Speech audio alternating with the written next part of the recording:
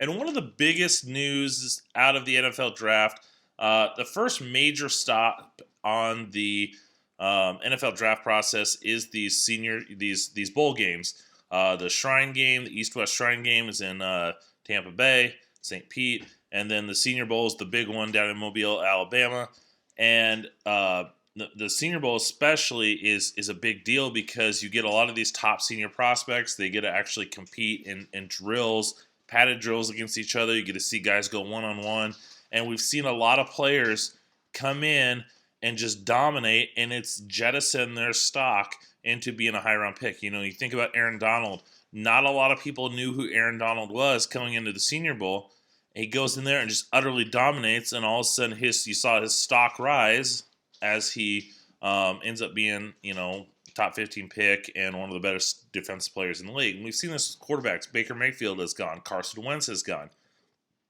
Just this week, we have confirmation that Oregon quarterback Justin Herbert is going to go to the Senior Bowl.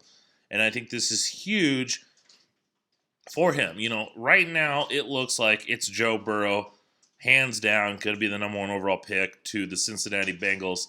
And that's all she wrote. Some people say Tua is going to be the next quarterback, and Justin Herbert's in that 2 to 3 range. I love this move for Justin Herbert. Not only because, first off, he gets to be down there. He gets to be down there and compete. And he's being much maligned this year. The Oregon offense kind of shifted away from a quarterback-centric offense like it had been in the past to a more run-based. They had a strong offensive line, that could see, Penny Sewell is the top offensive draft prospect for the 2021 draft, potential top 10 pick. Shane Lemieux is a guy that's going to be a day 2 pick. That's going to be a stud. They've got a center and a right tackle that could very well be, are going to be drafted too. So they had a strong offensive line. CJ Verdell, their running back, is only a sophomore. He's a complete stud. And so they didn't ask Justin Herbert to do a lot this year. He threw a lot of short passes. But when he did get a chance, he did move the ball down the field vertically, but he didn't get a lot of those opportunities. So I think a lot of people are, kind of hammered him a little bit and kind of criticized him unfairly because he didn't do a whole lot this year, even though he wasn't asked. So I think this Senior Bowl is huge for him because he's shown he's a competitor. He went back for his senior year because he wanted to lead the team to a championship. Winning a conference championship was big for him. That's him being a winner. He could easily just not even go to the Senior Bowl and say, hey, I'm just going to do the combine, or not even the combine. I could just do my pro day. It's controlled. I'll be fine. Teams are going to love my size, my athletic ability, my strong arm, and he'll, could easily go top 10. He's better than what Josh Allen is, and Josh Allen went in the top 10. But he's betting on himself, and he's going to go down there and he's going to compete. And he's easily the top quarterback down there, unless Joe Burrow goes to. Be curious to see if he does or not. He is eligible. We're curious to see after they play the national championship game. But he's going to be the top quarterback down there, and he's going to get a chance to shine and show off his arm strength, show off his touch, show off his accuracy.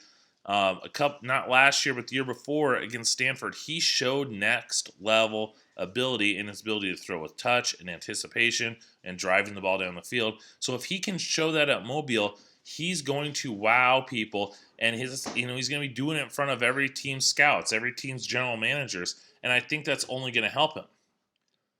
One other thing to kind of keep an eye on is the Cincinnati Bengals and the Detroit Lions are the two coaching staffs that are running these practices. So the Bengals will have the North team, or is the North of the South, and the Lions will have the other.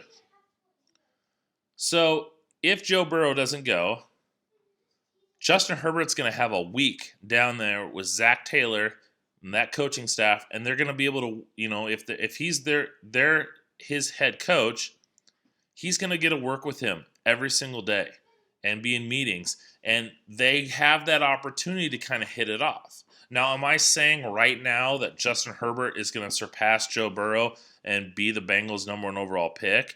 No.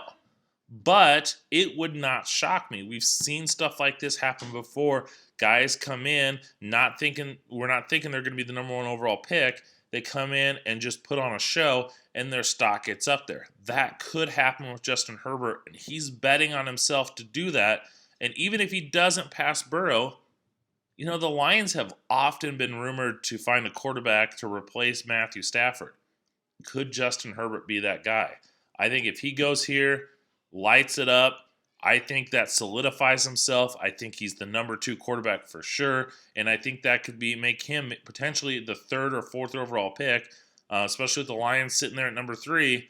And if they don't feel they don't want a quarterback, they could easily trade out, and a team like the Dolphins, a team like the Chargers, or another team out there could move up to get him.